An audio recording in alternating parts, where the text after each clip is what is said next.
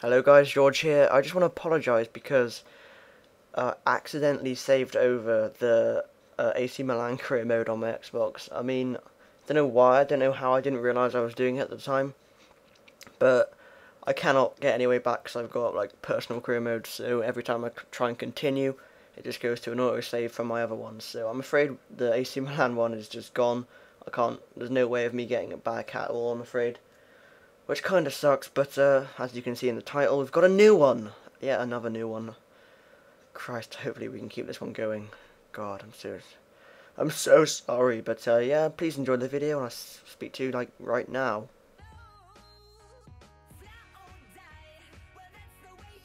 So the first part of the Aston Villa, yes, Aston Villa, Let's Play sort of career mode thing. I know that the last one with AC Milan's gone, but I just explained that at the start. Hopefully if you listened and didn't skip it. If you did skip it, then you're stupid. But like I said, we're going as Aston Villa mainly because they've got some decent young players, and Benteke, we got Bent, Agbonlahor, or Agbonlahor, obviously.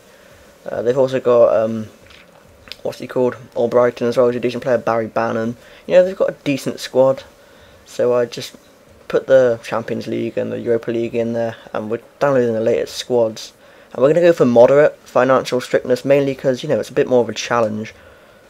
So, challenges are good, aren't they, I think. But yeah, downloading the latest updates. So hopefully some of the transfers like Demba Ba should be at Chelsea, Sturridge at Liverpool, etc. Which will make it a bit more cool, but I decided to name our manager Mickey Mouse. I don't really know, I just sort of did it. It was like a heat of the moment thing, if you know what I mean. So Mickey Mouse is going to be the new manager of Aston Villa, which is slightly strange, I suppose. He's going to be wearing a suit, a grey suit. He's got fair skin, he's got fair skin, and he's going to be stocky. Oh no, he's got light skin. I changed that. But he's going to be fat, so that's pretty funny. But our first email we get from the board say that we have to avoid relegation. Now, that's quite interesting, really, because I think we could do better than that, which would be quite good. We're supposed to reach the quarterfinal of the Cup as well, and what do you know? Transfer market's open. So I looked through our squad. I didn't show this, but I looked through the squad. I decided to transfer list and loan list some players like Richard Dunn. He'll be on his way out. Same as Stephen Warnock. He's just old and terrible, really. I was looking at some of the younger players as well, so players like Bowery's going to go out on loan, hopefully. Caruthers as well. Graham Burke, and finally Jack Grealish as well, he's going to go out on loan. But I've got a short list here of some players that I really want to buy, guys. One of them is Maxime Gonalons, and look at those stats, he's a really good player. His wages are quite steep. I mean, it might be an outside chance that we can get him, so we'll probably have to look at someone else as well. And I also have a look at Emiliano Insua, who used to play for Liverpool. Once again, really balanced stats, only 2 stats that aren't yellow or above, which is really good in a player, It looks like he's good on the ball and he's quite quick as well. And once again, well, not once again, I just wanted to get a new winger, and James McLean looks like a perfect fit. I mean, he's young, he's got 4-star skills, and he's reasonably quick as well. But Sunderland say they want 4.7 million for him, which is quite a steep amount, We don't have heaps of cash to spend. So after looking through all our players, I couldn't really think of anyone to offer them, because none of our old players are really worth much. But Stilian Petrov, he's old, and he's just going to continue to decrease, isn't he? So decided to offer them him plus 2.5 million, and hopefully they'll accept that, because, McLean, he looks like a really exciting player. And Insua, they say they want 6.5 million, which once again is a lot of money. We don't really have that to spend. And Richard Dunn, 1.2 million, that's how much he's worth. And I was going to offer them 4 million plus Richard Dunn, but I mean, I doubt they'll accept that, because Dunn is a very slow defender. And Lyon come back and say that they want 9 million, which is, I don't even know why I sort of continued to try and get him, really, because there's no way we'll be able to afford him. I mean, his wages are above our wage budget. I didn't actually notice that at the time, so that's me being a bit stupid. But I decided to offer them Stephen Ireland plus 4.7 million.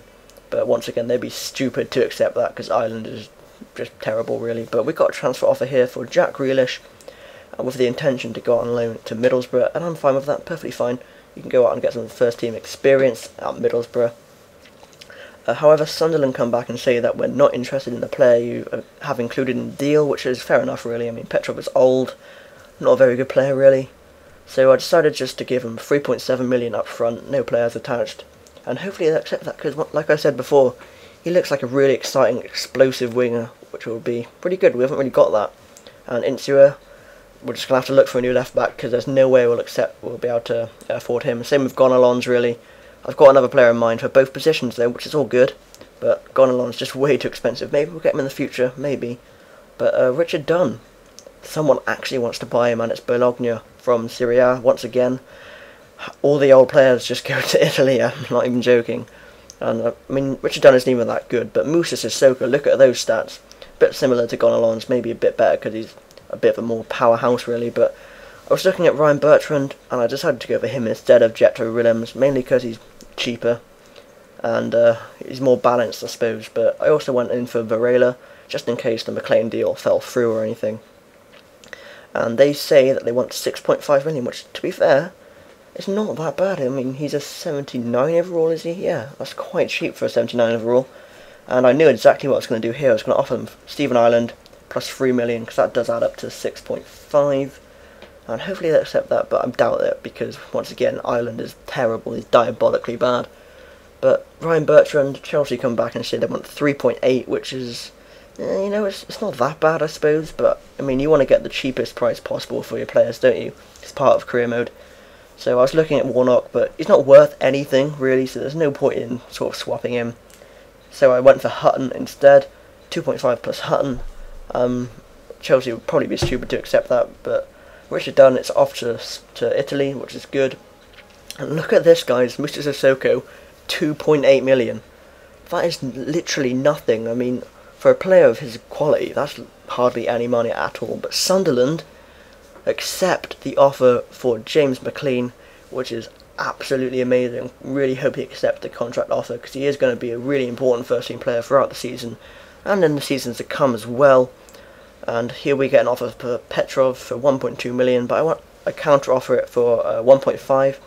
But guys, that's the end of the episode here. Please leave a like, and I'll see you next time. Goodbye.